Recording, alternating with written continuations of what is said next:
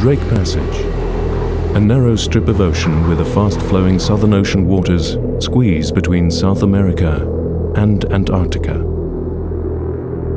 Cyclonic winds stir up some of the worst seas in the world as voyagers head south, bound for the icy continent at the end of the Earth.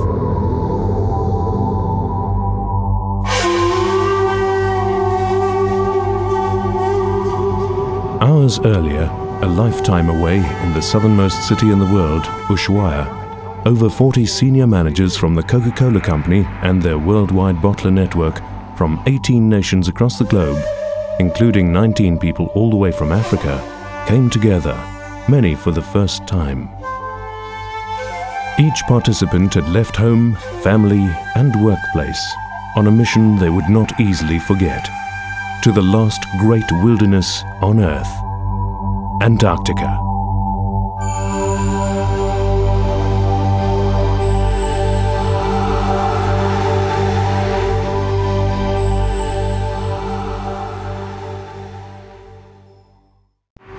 Coca-Cola executives from many different cultures united around a common challenge: leadership and teamwork through positive participation on a real environmental mission on the outer edge. Of the diverse team of scientists, marketing people, HR managers and environmentalists, perhaps the most unusual figure present was the inspiration behind the expedition, world-renowned polar traveler Robert Swan, OBE. Following in the footsteps of the explorers of the great heroic age, in the 80s, at a time when more people had set foot on the moon, Robert Swan became the first person in history to walk to the South and North Poles. But now, for Swan, it is no longer a race for first place. It is a race for the survival of the planet.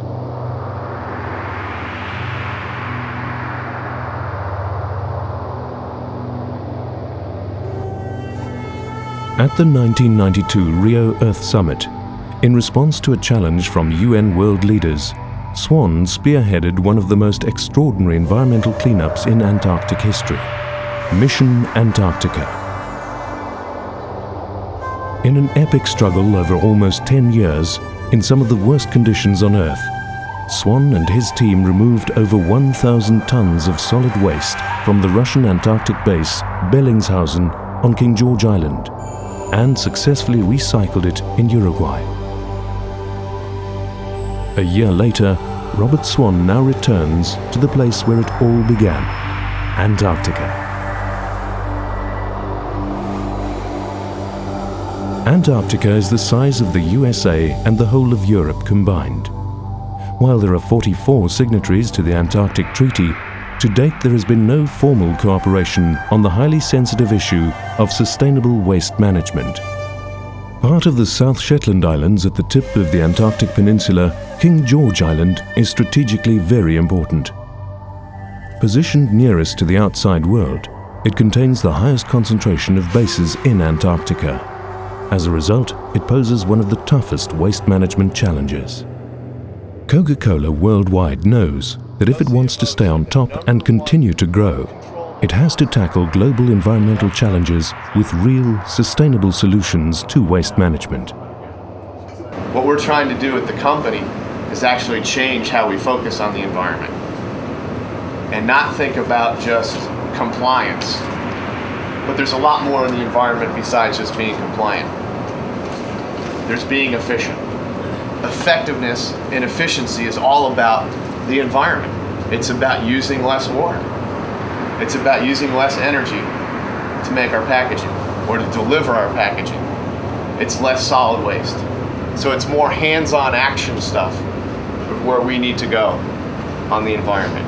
Not just sort of participating and passing bits of paper around, but doing real things. Coca-Cola's commitment to the environment is more than words, because here we are going to Antarctica. We're going down there to inspire a group of very varied Coca-Cola people to go back and inspire others in their organisation to take what the leadership of Coca-Cola are saying, guys like Doug Daff, the chief, what they're saying seriously. The continent of Antarctica is like no other place on Earth. The coldest, driest place on the planet, it holds 70% of the world's fresh water in its increasingly fragile embrace.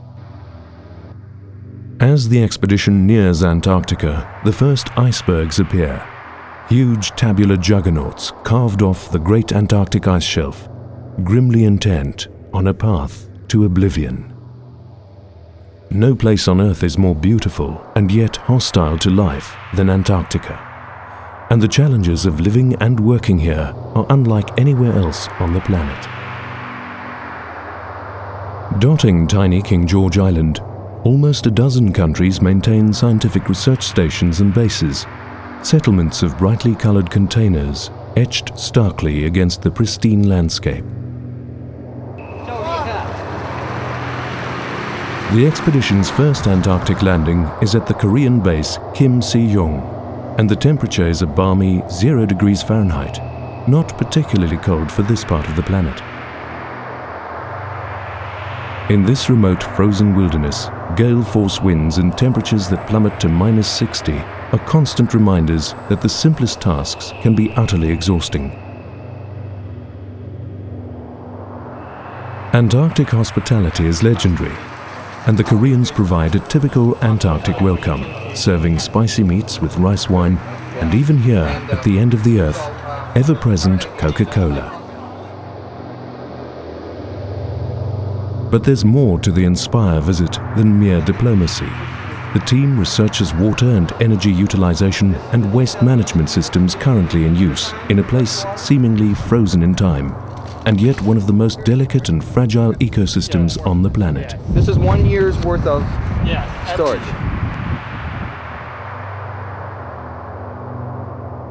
But the real mission still lies before them. With the fall of the Soviet Union and the end of the Cold War, the Bellingshausen Russian base was dramatically reduced. So was their budget, making the removal of the unsightly legacy of their 40-year presence increasingly unlikely. In a spirit of international cooperation, Robert Swan made his global mission the removal of the solid waste from the Bellingshausen base.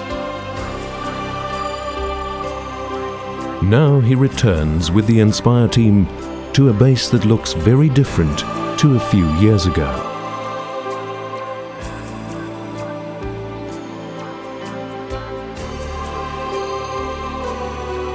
The team holds talks with the Russian base commander Oleg Sakharov to plan the way forward, partnering with the Russians on a sustainable waste management system and establishing a wind and solar-powered education station. They discuss the removal of 9 disused fuel storage tanks as a symbol of leadership and a tangible demonstration for people around the world of the value of tackling real challenges rather than just talking about them. While the other teams go about their different tasks, the tank team sets out to assess easily the expedition's most daunting challenge. They spend hours in sub-zero sleet, measuring, mapping and documenting the 9 huge derelict storage tanks and planning their ultimate removal. This is it, and we're going to clear it. And I think symbolically that's excellent. And the Russians, you know, the will's there to do it. We just have to provide the expertise, make sure we run it to budget and do it. With the business of Bellingshausen behind them, the Inspire expedition ship heads south to experience and explore more of this frozen frontier firsthand.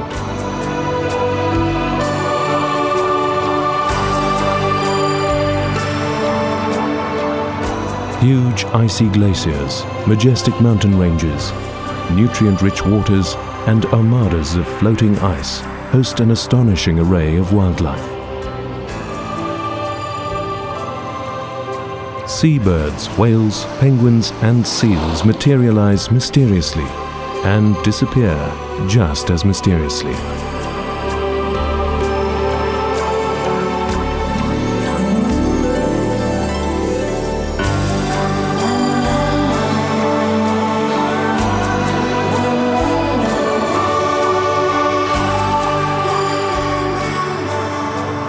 An icy blizzard accompanies them on their visit to the Oktowski Polish base, where traditional Polish hospitality vies for pride of place in the hearts of the Inspire team.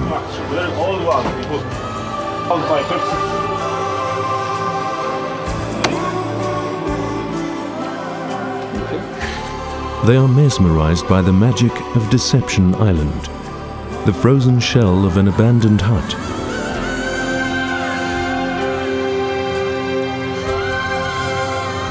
And the stark skeletons of factory machinery are haunting memorials to the brutal whaling era.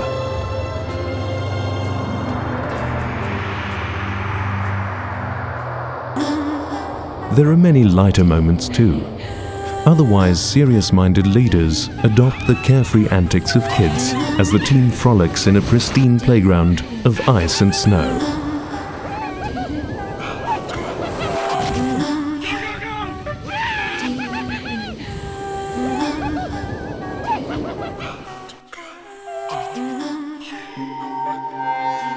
The voyagers glide through a tableau of exquisite ice sculptures. They explore luminescent ice caves adorned with dripping icicles.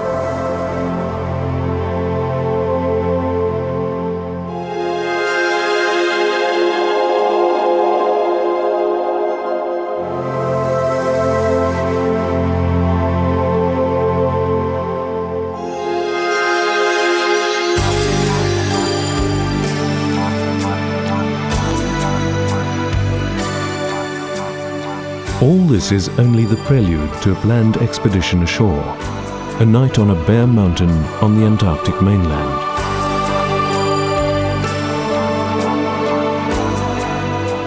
With temperatures dropping, the team faces the daunting challenge of a 500-foot climb, carrying food, tents and sleeping gear and camping out on a harsh and uncompromising sheet of glacial ice.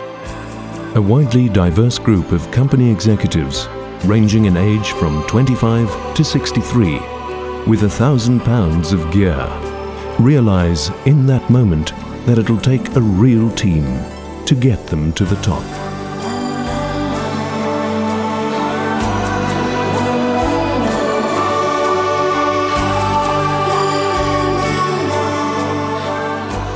It's when we looked up at where we were going, my first thought was there's no way. But Robert kept pushing, and Robert kept leading, and Robert kept showing us the way to get up the hill. And that was the inspiration. That was to take the task, no matter how impossible it seemed, and move forward with it to reach the ultimate goal.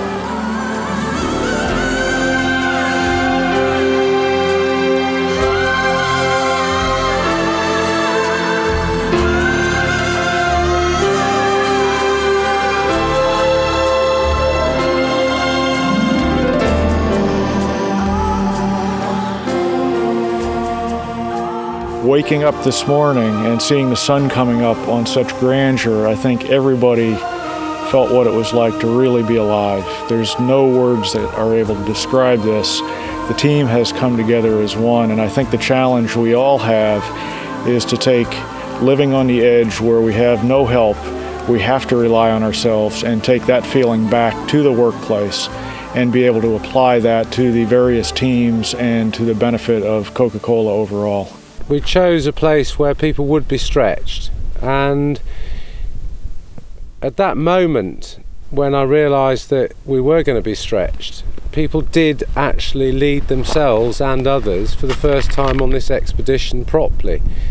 Why? Because they'd stepped outside the comfort zone and gone for it. They came together as a team and achieved their objectives. They learnt more about becoming inspired leaders through positive participation than they ever thought possible. To see firsthand what real leadership and teamwork can achieve was just the beginning. The real challenge ahead is to live it and to inspire others to make a real difference around the world.